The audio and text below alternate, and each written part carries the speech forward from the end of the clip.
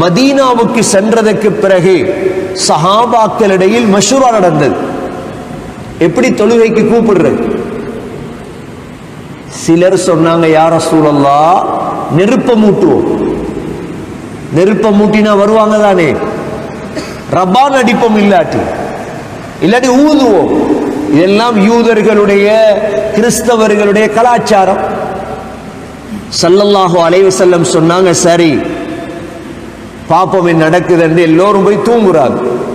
தூக்கத்தில் பல சஹாபாக்கள், அப்துபின் ஸைதுபின் அப்துர் ரப்பி, உமர் ரலியல்லாஹு அன்ஹு, கனவுல பார்க்கறாங்க. ஒருவர் வந்து அதான் சொல்றார்.